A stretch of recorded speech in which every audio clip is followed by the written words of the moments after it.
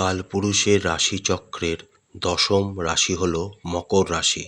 মকর রাশির অধিপতি হলেন শনিদেব। মকর রাশির জাতক জাতিকারা কিছুটা আরামপ্রিয় এবং ধীরস্থির। ব্যক্তিগত, পারিবারিক ও পেশাগত জীবনে আপনাদেরকে অনেক চড়াই উতরাই পার হতে হয়। আপনারা আগ বাড়িয়ে নতুন কারোর সঙ্গে পরিচিতি হওয়া বা সবার সঙ্গে সহজে মিশতে পারেন না। নিজের মধ্যে জড়তা কাজ করে আপনাদের। আপনারা অধ্যবসায়ী, পরিশ্রমী এবং স্বাধীনচেতা। জীবনের অনেক ক্ষেত্রেই আপনারা সহনশীল ও হিসেবি। জীবনে অনেক চ্যালেঞ্জ মোকাবিলা করেই আপনাদের সাফল্য অর্জন করতে হয়। আর তাই আপনাদের জীবন দৃষ্টি অন্যদের চেয়ে আলাদা। পুরনো রীতিনীতি মেনে চলতে আপনারা পছন্দ করেন। নিজেকে সবসময় শুদ্ধ ও নিরাপদ রাখতে চান। আপনাদের দায়িত্বজ্ঞান ও সচেতনতার ফলে অন্যরা সহজে আপনাকে বিশ্বাস করে, এমনই আপনাদের ব্যক্তিত্ব। আজকের ভিডিওটিতে আমরা আগামী জুলাই মাসটি মকর রাশির এবং মকর লগ্নের এবং ক্যাপ্রিকর্ন মুন সাইনের অন্তর্গত জাতক জাতিকাদের কেমন কাটতে চলেছে সেই সম্পর্কে বিস্তারিত আলোচনা করতে চলেছি। আলোচনাটি খুবই গুরুত্বপূর্ণ হতে চলেছে, তাই আশা করব আপনারা পুরো ভিডিওটি দেখবেন, স্কিপ করবেন না, এই অনুরোধটুকুই আপনাদের কাছে রইল। প্রতিবারের মতো ভিডিও শেষে থাকবে কিছু সহজ এবং সরল প্রতিকার, যা আপনাদের জীবনকে সহজ ও সরল করে তুলতে আপনাদের সাহায্য করবে। চলুন তাহলে আলোচনায় প্রবেশ করা যাক। এখন আপনারা যে অ্যাস্ট্রোলজিক্যাল চার্টটি দেখছেন সেটি মকর রাশি এবং মকর লগ্নের জাতক জাতিকাদের সাপেক্ষে আগামী জুলাই মাসের গ্রহের অবস্থান। আপনাদের রাশির সাপেক্ষে সারা জুলাই মাস জুড়েই রাহু আপনাদের দ্বিতীয় ভাব কুম্ভ রাশিতে এবং কেতু আপনাদের অষ্টম ভাব সিংহ রাশিতে গোচর করবেন।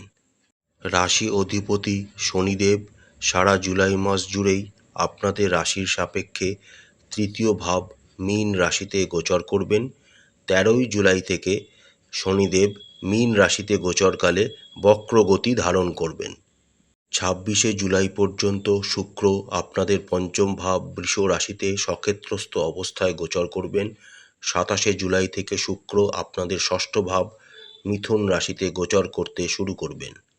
সারা জুলাই মাস জুড়েই দেবগুরু বৃহস্পতি আপনাদের ষষ্ঠ ভাব মিথুন রাশিতে রাহুর নক্ষত্র আদ্রা নক্ষত্রে গোচর করবেন।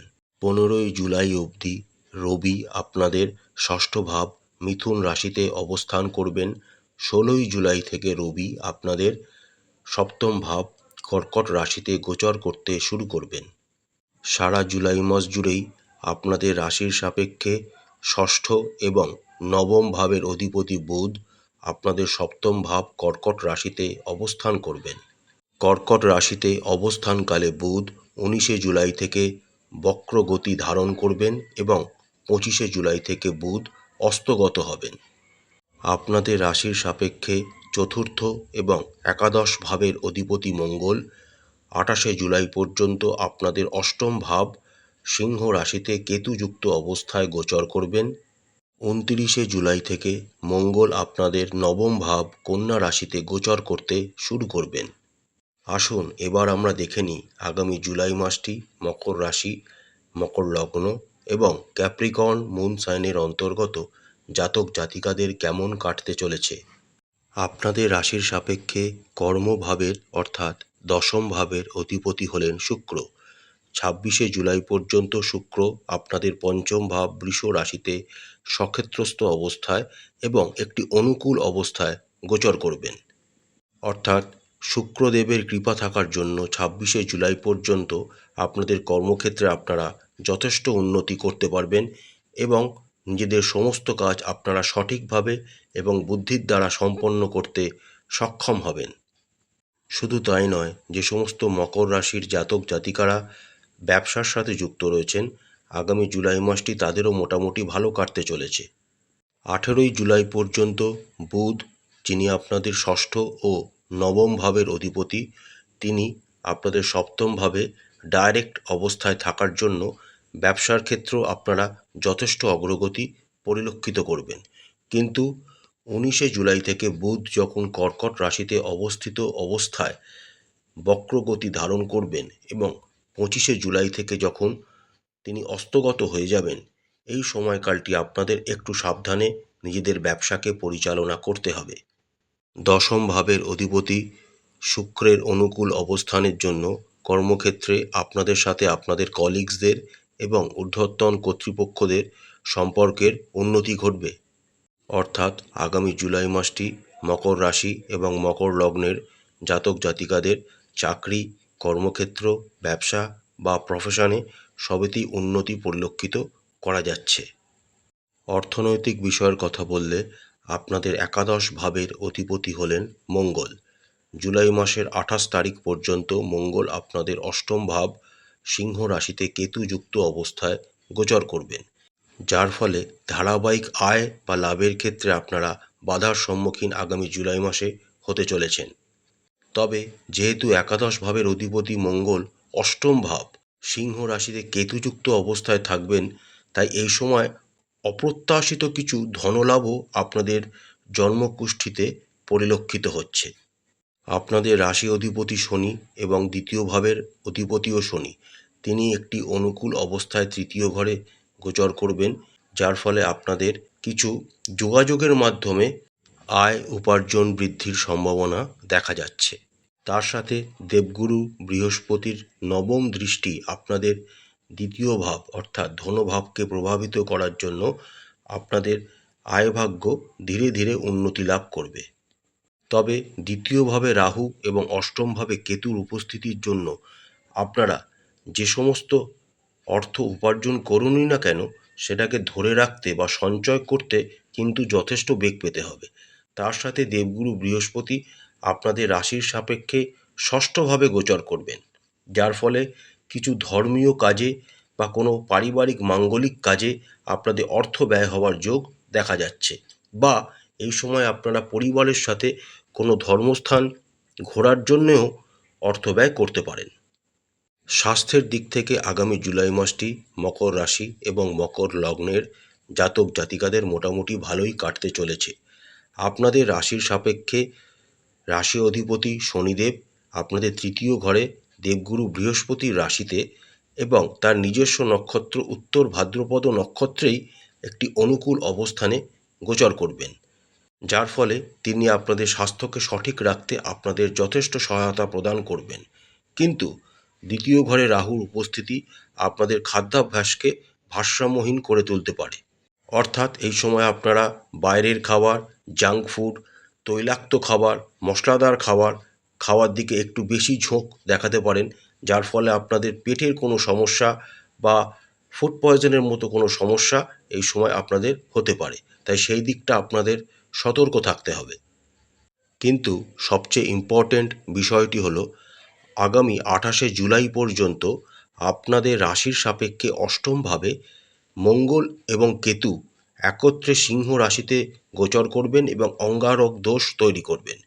এর ফলে যে সমস্ত মকর রাশি বা মকর লগ্নের জাতক জাতিকারা গাড়ি চালান, বাইক চালান, খুব সাবধানে তাদের এই কাজগুলিকে করতে হবে এবং রাস্তাঘাটে হাঁটা চলার দিকেও আপনাদের সাবধানতা অবলম্বন করতে হবে, কারণ ছোটোখাটো কোনো অ্যাক্সিডেন্টের যোগ কিন্তু আপনাদের জন্য দেখা যাচ্ছে। সম্ভব হলে গণপরিবহন ইত্যাদি ব্যবহার করা বুদ্ধিমানের কাজ হবে। জুলাই মাসের প্রথমার্ধে আপনাদের শরীর স্বাস্থ্য যথেষ্ট ভালো থাকবে, কিন্তু জুলাই মাসের দ্বিতীয়ার্ধে আপনাদের শরীর স্বাস্থ্যের অবনতি হওয়ার সম্ভাবনা কিন্তু দেখা যাচ্ছে, কারণ 16ই জুলাই থেকে যখন রবি আপনাদের সপ্তম ভাব কর্কট রাশিতে গোচর করে যাবেন, তখন আপনাদের স্বাস্থ্য কিন্তু দুর্বল হয়ে যেতে পারে। তাই অবশ্যই কোনো ডাক্তারি পরামর্শ অবশ্যই নেবেন। আমরা যদি প্রেম জীবনের কথা বলি, তাহলে জুলাই মাসের 26 তারিখ পর্যন্ত আপনাদের রাশির সাপেক্ষে পঞ্চম ভাবের অধিপতি শুক্র আপনাদের পঞ্চম ভাবেই বৃষ রাশিতে সক্ষেত্রস্থ অবস্থায় গোচর করবেন, যেটি একটি খুবই সুন্দর এবং অনুকূল যোগ। তবে শনির তৃতীয় দৃষ্টিও আপনাদের শুক্রর ওপর থাকার জন্য টুকটাক ঝামেলা আপনাদের প্রেমজ জীবনে কিন্তু আসবে। এইটুকু বাদ দিলে আগামী 26শে জুলাই পর্যন্ত প্রেমজ জীবনের দিক থেকে আপনারা দারুণ একটি ফলাফল বা দারুণ একটি সময় অতিবাহিত করতে চলেছেন। 26শে জুলাইয়ের পর অর্থাৎ 27শে জুলাই থেকে যখন শুক্র আপনাদের ষষ্ঠ ভাব মিথুন রাশিতে গোচর করে যাবেন, তখন থেকে আপনাদের সম্পর্কের প্রতি আরও বেশি করে গুরুত্ব দিতে হবে, আরও মনোযোগ সহকারে নিজেদের প্রেমজ সম্পর্ককে এগিয়ে নিয়ে যেতে হবে। অন্যদিকে বিবাহ ইত্যাদি সম্পর্কিত বিষয়গুলি এগিয়ে নিয়ে যাওয়ার জন্য আগামী জুলাই মাসটি মিশ্র প্রকৃতির হতে চলেছে। আমরা যদি বিবাহিতদের কথা বলি, সারা জুলাই মাস জুড়েই আপনাদের সপ্তম ভাব কর্কট রাশিতে বুধ অবস্থান করবেন, যার ফলে আপনাদের দাম্পত্য জীবনে ছোটোখাটো কিছু তর্ক বিতর্ক ইত্যাদি কিন্তু চলে আসার সম্ভাবনা দেখা যাচ্ছে। সম্ভব হলে সেগুলিকে এড়িয়ে চলার চেষ্টা করবেন। একে অপরের মতামতকে ভালো করে শুনবেন, তবেই সিদ্ধান্ত নেবেন। এতে আপনাদের দাম্পত্য জীবন সুখের হবে এবং এটির মাধ্যমে আপনাদের জীবনসঙ্গীর সাথে সমন্বয় বজায় থাকবে। পারিবারিক দিক থেকে আগামী জুলাই মাসটি আপনাদের মিশ্র প্রকৃতির হওয়ার সম্ভাবনা দেখা যাচ্ছে। আপনাদের রাশির সাপেক্ষে দ্বিতীয় ভাবের অধিপতি হলেন শনিদেব। সারা জুলাই মাস জুড়েই শনিদেব আপনাদের তৃতীয় ভাব মীন রাশিতে একটি অনুকূল অবস্থানে থাকার জন্য পরিবারের বড় ধরনের কোনো অসঙ্গতি তিনি আনতে দেবেন না, বরঞ্চ অসঙ্গতি থেকে আপনাদেরকে বাঁচাবেন। অন্যদিকে দ্বিতীয় ঘরে রাহুর প্রভাব থাকবে এবং কেতু ও মঙ্গলের প্রভাবও আপনাদের দ্বিতীয় ঘরকে প্রভাবিত করবে, যার ফলে পরিবারের সদস্যদের মধ্যে ভুল বোঝাবুঝি বা বিবাদ সৃষ্টি হওয়ার একটা লক্ষণ কিন্তু আগামী জুলাই মাসে মকর রাশি এবং মকর লগ্নের জাতক জাতিকাদের জীবনে দেখা যাচ্ছে। তবে এত কিছুর পরেও আপনাদের পারিবারিক মর্যাদা অক্ষুণ্ণ থাকবে। পরিবারের সদস্যদের মধ্যে ছোটোখাটো ঝগড়া হলেও শেষ পর্যন্ত সম্প্রীতি বজায় থাকবে। ষষ্ঠ ঘরে অবস্থিত দেবগুরু বৃহস্পতির নবম দৃষ্টি আপনাদের দ্বিতীয় ঘর কুম্ভ রাশিকে প্রভাবিত করবে এবং কুম্ভ রাশিতে অবস্থিত রাহুর ওপর সেই দৃষ্টি থাকার জন্য রাহুর প্রভাবকেও তিনি প্রশমিত করবেন। এর ফলে ধীরে ধীরে হলেও আপনাদের পারিবারিক জীবনে সম্প্রীতি ফিরে আসবে। কিন্তু সবচেয়ে বেশি ভয়ের কারণ হচ্ছে আপনাদের রাশির সাপেক্ষে চতুর্থ ভাবের অধিপতি মঙ্গল আপনাদের অষ্টম ভাব সিংহ রাশিতে কেতুযুক্ত অবস্থায় গোচর করবেন এবং অঙ্গারক দোষ তৈরি করবেন। এর ফলে পারিবারিক কোনো সম্পত্তি অর্থাৎ অ্যানসেস্ট্রাল প্রপার্টির ওপর কিছু বিবাদ কিন্তু এই সময় হওয়ার সম্ভাবনা দেখা যাচ্ছে। তার সাথে আপনাদের মায়ের শরীর স্বাস্থ্যের প্রতিও আপনাদের একটু নজর দিতে হবে, না হলে কিন্তু বিপদ চলে আসতে পারে হুট করেই। যে সমস্ত ছোট ছোট বাচ্চারা আছেন যারা প্রাইমারি এডুকেশনের সাথে যুক্ত, তাদের ওপর আপনাদের যথেষ্ট নজর রাখতে হবে, কারণ তাদের পড়াশোনায় কিন্তু ক্ষতি হওয়ার একটা সম্ভাবনা মঙ্গলের এই গোচরকালে দেখা যাচ্ছে। আপনাদের সাথে আপনাদের দাদা দিদি এবং ভাই বোনের সম্পর্ক মোটামুটি ভালো থাকলেও যেহেতু আপনাদের তৃতীয় এবং একাদশ ভাবের অধিপতি বৃহস্পতি এবং মঙ্গল একটু পীড়িত থাকার জন্য তাদের সাথে আপনাদের সম্পর্কের মধ্যে একটা কম্পিটিটিভনেস অবশ্যই বজায় থাকবে। অর্থাৎ আগামী জুলাই মাসটিতে আপনারা যদি মাথা ঠান্ডা করে নিজেদের কর্মগুলিকে এবং পারিবারিক বিষয়গুলিকে এগিয়ে নিয়ে যেতে পারেন, তাহলে আপনাদের অবশ্যই পারিবারিক জীবন সুন্দর এবং আনন্দদায়ক হওয়ার সম্ভাবনা দেখা যাচ্ছে। প্রতিকার স্বরূপ আপনারা রাশি অধিপতি শনিদেবের বীজ মন্ত্র 108 বার করে জপ করবেন। তার সাথে আপনারা রাশির বীজ মন্ত্র 108 বার করে জপ করতে পারেন, তাহলে ফলাফল আরও ভালো হতে পারে। প্রতি মঙ্গলবার যে কোনো মন্দিরে চাল, গুড় এবং ছোলার ডাল নিবেদন করুন। নিয়মিত গণেশ দেবতার পুজো করুন এবং গণেশ অথর্বশীষ বা গণেশ সূক্তম পাঠ করুন। নুন খাওয়া ত্যাগ করুন, আর যদি সম্ভব হয় রবিবার দিন একদম নুন খাবেন না। প্রত্যেক দিন বজরংবলীর পূজা করুন, বজরংবলীকে লাড্ডু ভোগ নিবেদন করে সেই প্রসাদটিকে সবাইকার মধ্যে বিতরণ করুন এবং প্রত্যেক দিন একটি নির্দিষ্ট সময় হনুমান চালিসা পাঠ করুন। যদি আপনারা পাঠ না করতে পারেন তাহলে আপনারা সেটা শুনতেও পারেন। তার সাথে অবশ্যই প্রত্যেক দিন মা দক্ষিণা কালিকার পূজা করুন। এতে আপনাদের জীবনে সফলতা অবশ্যই আসবে এবং আপনাদের সমস্ত মনোবাঞ্ছা পূর্ণ হবে। আশা করছি বন্ধুরা আগামী জুলাই মাসটি প্রত্যেক মকর রাশি এবং মকর লগ্নের জাতক জাতিকাদের খুব ভালো কাটবে। মা কালী আপনাদের মঙ্গল করুন, আপনাদের সমস্ত মনের ইচ্ছা এবং মনস্কামনা মা কালী পূরণ করুন। আমাদের চ্যানেলটি যদি আপনাদের ভালো লাগে তাহলে অবশ্যই লাইক করবেন, শেয়ার করবেন, কমেন্ট বক্সে কমেন্ট করে জানাবেন। আর আমাদের চ্যানেলটি সাবস্ক্রাইব করে আমাদের চ্যানেলটির পাশে থাকবেন।